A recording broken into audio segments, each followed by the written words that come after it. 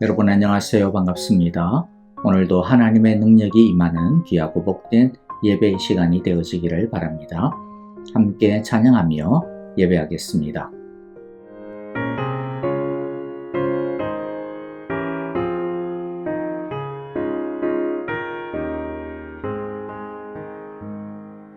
예수는 나의 힘이요 내 생명 되시니 구주 예수 떠나 살면 죄 중에 빠지리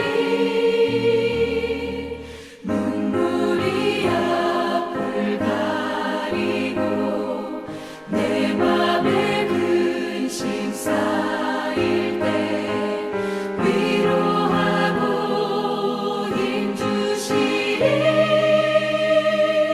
주 예수. 예수는 나의 힘이요 내 친구 되시니 그 은혜를 간구하면 풍성히 받으리 햇빛과 비를 주시니 추수할 곡식 많도다 귀한 열매 주시느니 주 예수. 예수는 나의 힘이요 내 기쁨 되시니 그 명령을 준행하여 늘 충성하겠네 주야로 보호하시며 바른 길 가게 하시니 의지하고 따라가리 주 예수. 예수는 나의 힘이요 내 소망 되시니 이 세상을 떠나갈 때 곧 영생 얻으리 한없는 복을 주시고 영원한 기쁨 주시니 나의 생명 나의 기쁨 주 예수. 오늘 우리가 함께 나눌 하나님의 말씀은 사도행전 16장 22절부터 40절의 말씀입니다. 함께 한 절씩 읽어보겠습니다. 무리가 그들을 공격하는 데에 합세하였다. 그러자 치안관들은 바울과 실라의 옷을 찢어버리고 그들을 매로 치라고 명령하였다. 그래서 이 명령을 받은 부하들이 그들에게 매질을 많이 한 뒤에 감옥에 가두고 간수에게 그들을 단단히 지키라고 명령하였다. 간수는 이런 명령을 받고 그들을 깊은 감방에 가두고서 그들의 발에 착고를 단단히 채웠다. 한밤쯤 되어서 바울과 실라가 기도하면서 하나님을 찬양하는 노래를 부르고 있는데 죄수들이 듣고 있었다. 그때에 갑자기 큰 지진이 일어나서 감옥의 터전이 흔들렸다. 그리고 곧 문이 모두 열리고 모든 죄수의 수갑이며 착고가 풀렸다. 간수가 잠에서 깨어서 옥문들이 열린 것을 보고서 죄수들이 달아난 줄로 알고 검을 빼어서 자결하려고 하였다. 그때에 바울이 큰 소리로 그대는 스스로 몸을 해치지 마시오. 우리가 모두 그대로 있소 하고 외쳤다.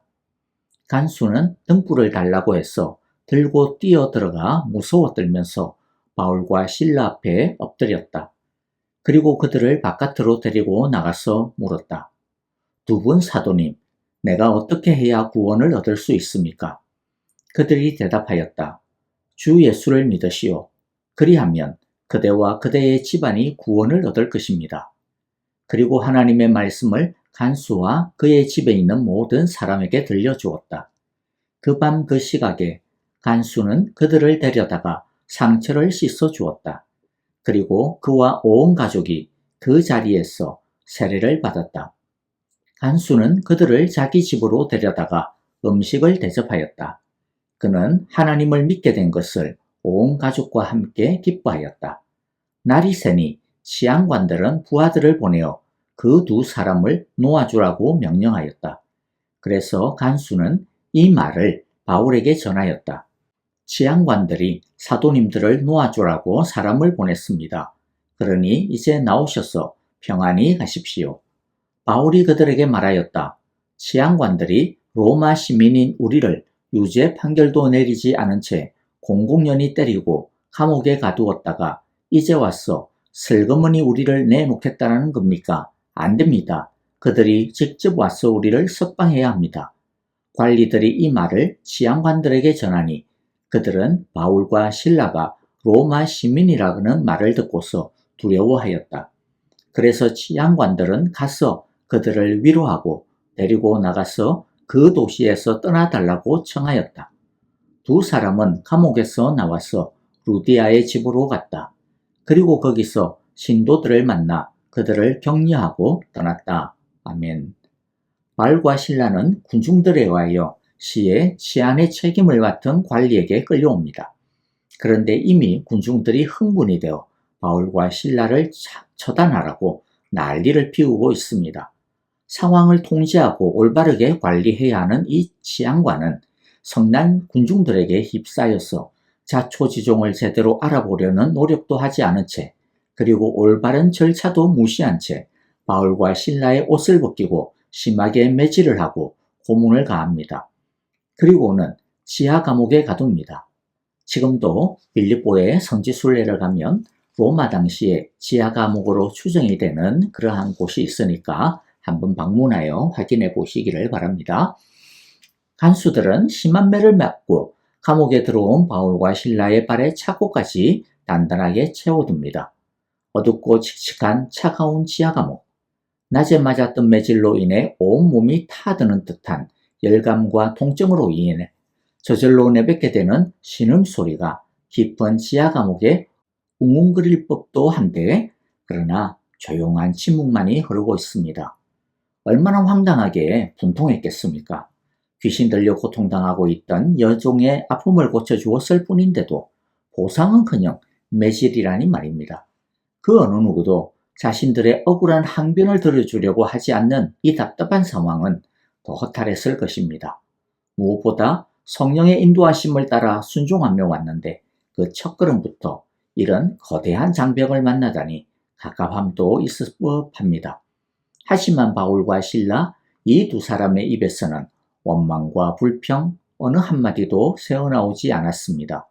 한숨과 탄식의 작은 숨소리조차도 입 밖으로 나오지 않았습니다. 깊은 어둠을 물러가게 하는 작은 소리가 드디어 울리기 시작합니다. 그 소리는 기도하는 소리였고 하나님의 선하심과 사랑하심을 찬양하는 소리였습니다. 그 기도와 찬양의 소리가 다른 죄수들의 귀를 울렸고 마음을 울렸습니다. 그리고 그 기도와 찬양의 소리는 깊은 지하 감옥을 뚫고 하늘로 올라가 하나님의 보좌를 흔들었습니다. 그리고 하나님의 보좌가 흔들리니 땅이 흔들리고 이들을 결박하고 있던 사슬과 착고가 풀렸고 이들을 가두고 있던 감옥문이 터지며 열려버렸습니다. 자, 먼저 이들은 어떻게 신음소리 대신 기도소리를 원망과 불평 대신 하나님께 감사하며 신뢰하는 찬양소리를 올려드릴 수 있었을까요? 이들은 복음의 길은 꽃길이 아니라 도리어 가시밭길임을, 넓은 길이 아니라 좁은 길임을, 영광의 길이 아니라 십자가의 길임을, 칭찬의 길이 아니라 반대의 길임을 알았기 때문입니다. 왜냐하면 이 세상은 어두운 가운데 있고 자신들이 어두운 가운데 있는 줄도 모르기 때문입니다. 그래서 세상은 빛을 싫어합니다. 복음을 싫어합니다. 하지만 복음과 함께 고난을 받을 수밖에 없다라고 하는 이 당연함을 미리 알고 마음으로 대비한 것만으로는 이들이 신음과 원망의 소리를 내지 않을 수 있었을 것이다. 그렇게 말하기에는 또 좀 어려움이 있는 것 같습니다. 그러면 무엇이 또한 이들을 이러한 신음 대신 찬양의 기도의 소리로 이끌었을까요? 이들은 이 가시밭길을 지나면 꽃길이 있음을, 좁은 길을 지나면 하나님 나라의 생명의 대로가 있음을, 십자가의 길을 지나면 부활의 아침이 있음을, 반대의 길을 지나면 주님이 인정해 주시고 칭찬하시며 영광의 면류관을 씌워 주실 것임을 확신하였기 때문입니다. 세상이 아무리 반대해도 하나님의 일을 결코 중단시킬 수 없음을, 이길 수 없음을 확신하였기 때문입니다. 결국에는 주님이 죽음을 이기시고 부활의 아침을 가져오셨듯이 결국에는 복음이 승리할 것임을, 하나님이 이기실 것임을 확신했기 때문입니다. 그래서 그들은 이 고난의 시간이 영원하지 않음을, 저 세상의 혹독함이 언젠가는 끝이 있음을, 이 차갑고 어두운 밤도 결국 밝아옴을 알았습니다. 이들은 세상에 살지만 영혼에 잇대어 사는 사람이었습니다. 우리가 현실의 어려움으로 인해 두려워하는 이유가 무엇입니까? 눈앞에 있는 것만 보고 있기 때문입니다. 어제 바울과 실라를 모함했던 이 주인이 보고 있는 것처럼 눈앞에 이 세상의 이익이 전부라고 보고 있기 때문에 우리도 종종 주님보다는 세상에 손을 잡을 때가 있습니다. 그러나 이 세상이 전부가 아님을 알면, 지금이 영원한 것이 아님을 알면, 지금이라는 현실의 여러 가지는 결국에는 하나님의 손 안에서 지나가는 찰나의 시간임을 알게 됩니다. 영혼을 보게 됩니다. 이 땅의 것이 아니라 하나님 나라의 상급을 보게 됩니다. 그런 인생관을 가지게 되면 어떻게 살게 됩니까? 사도 바울이 나중에 빌립보서에서 자신의 인생관을 밝힌 것과 같은 인생을 살게 되죠. 빌립보서 3장 19절 20절 읽어봅니다. 그들의 마지막은 멸망입니다. 그들은 배를 자기네의 하나님으로 삼고 자기네의 수치를 영광으로 삼고 땅의 것만을 생각합니다. 그러나 우리의 시민권은 하늘에 있습니다. 그곳으로부터 우리는 구주로 오실 주 예수 그리스도를 기다리고 있습니다. 땅의 것만을 생각하며 살지 않고 영혼을 바라보며 영원한 하나님 나라를 바라보며 사는 것입니다. 그래서 지금 여기서 일어나고 있는 일에 대하여 일이 일비하지 않을 뿐만 아니라 하나님의 나라를 향하여 달려가기를 멈추지 않는 것입니다.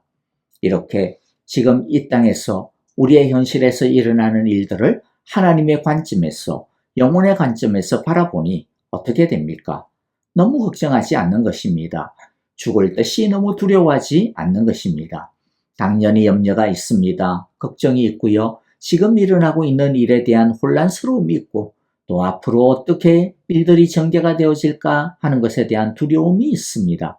그게 없다라는 게 아닙니다. 있습니다. 그러나 그 염려와 걱정을 어떻게 해야 할지를 영혼을 아는 사람은 확실하게 아는 것입니다. 빌립보서 4장 6절이죠. 아무것도 염려하지 말고 모든 일을 오직 기도와 간구로 하고 여러분이 바라는 것을 감사함으로 하나님께 아뢰십시오. 아무것도 염려하지 말고, 이 말은 염려하면 안 된다, 염려하면 큰일 난다, 그런 말이 아닙니다.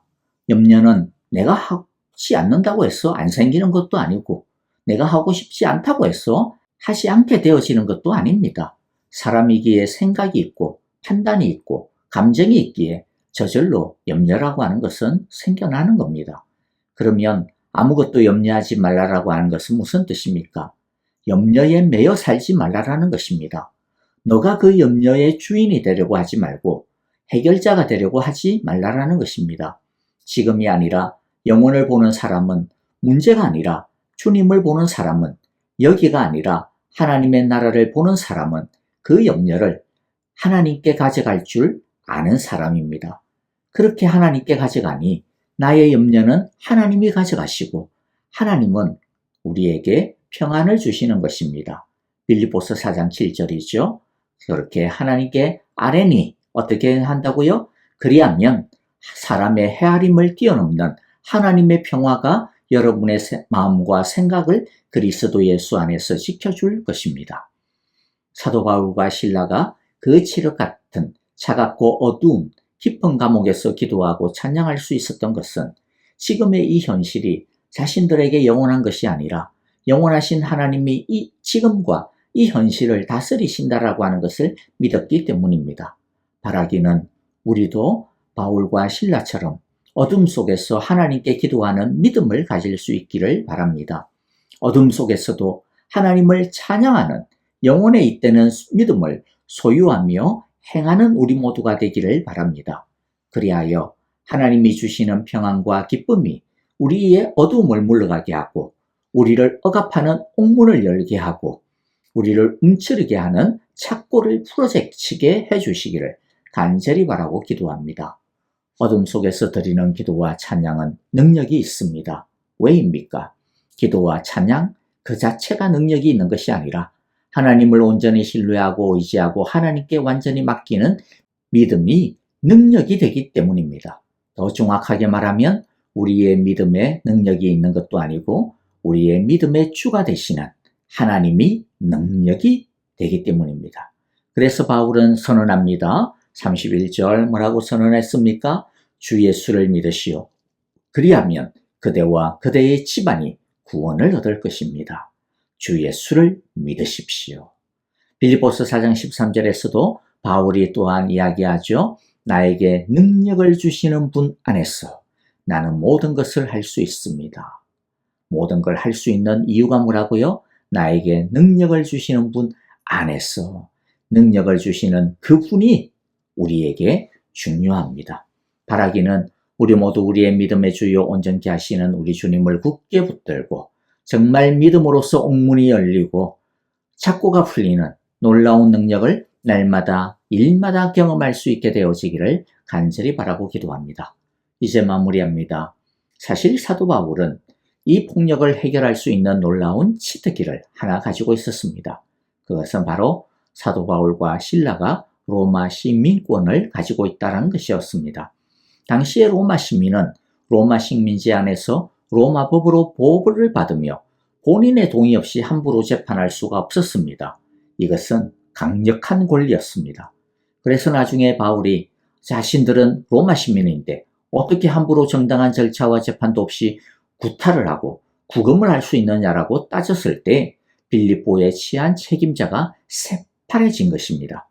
바울과 실라는 자신의 해결책을 주머니에 쥐고 있었지만은 그러나 자신의 해결책보다는 하나님의 해결책을 먼저 사용했습니다. 우리도 이 세상에서 어려움을 당할 때 우리가 꺼낼 수 있는 많은 해결책들을 다 가지고 있을 겁니다. 그러나 우리의 해결책보다 하나님의 해결책을 먼저 구하여야 합니다. 우리가 가진 해결책이 의미 없다 그런 것이 아니라 우리가 하나님보다 앞서면 안 된다는 것입니다. 우리의 해결책이 지금 여기에 하나님이 원하시는 것인지 우리는 먼저 하나님의 뜻을 구하고 하나님의 지혜를 또한 여쭈어야 합니다. 이게 참된 순서이고 그럴 때 믿음은 능력을 발휘합니다. 우리 모두 내 주머니에 마련되어진 나의 지혜, 세상의 해결책을 후다닥 꺼내려고 덤벼들지 말고 먼저 하나님께 아뢰고 주의 능력 안에 거함으로 하나님이 주시는 능력을 놓치지 않고 우리 모두가 일마다 때마다 그리고 또 짙은 칠흑 같은 깊은 감옥과 같은 상황 속에서 다 경험할 수 있게 되어지기를 열려지는 경험을 착고가 풀려지는 경험을 우리 모두가 할 수 있게 되어지기를 간절히 바라고 기도합니다. 아멘. 자, 이제 우리에게 주신 귀한 말씀들 마음 가운데 새기면서 우리 함께 찬양하며 기도하도록 하겠습니다. 주님, 착고를 푸는 믿음의 능력을, 하나님의 능력을 우리가 알게 하시고 주의 그 능력을 날마다 보게 하소서. 주 앞에 엎드리게 하소서라고 우리 기도합니다. 내일 주일입니다. 예배를 위하여 우리 함께 기도해 주시고요. 내일도 말씀 전해 주시는 우리 그레이스 리스 교수님을 위하여서도 여러분들 함께 은혜와 능력을 위하여 간절하게 기도하고요. 하나님의 말씀의 능력이 우리의 생각과 우리의 마음을 치유하는 귀하고 복된 시간이 되어지기를 우리 함께 기도합시다. 그리고 또한 우리 아프신 성도님들 생각하시면서 김정숙 권사님, 지수영 집사님 특별히 주의 능력이 나타나게 하소서, 임하게 하소서라고 우리 함께 기도하고요. 선교사님들을 위하여서 함께 주의 부흥을 바라보며 기도하며 찬양하도록 하겠습니다. 다 함께 찬양 드리겠습니다.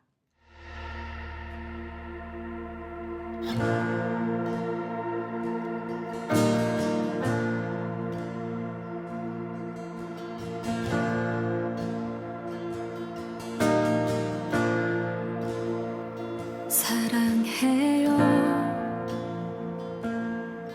주의 자비 변치 않네. 내 모든 삶 주의 손에 있네. 난 눈을 뜰 때부터 잠들 때까지 난 노래해 주의 선하심을.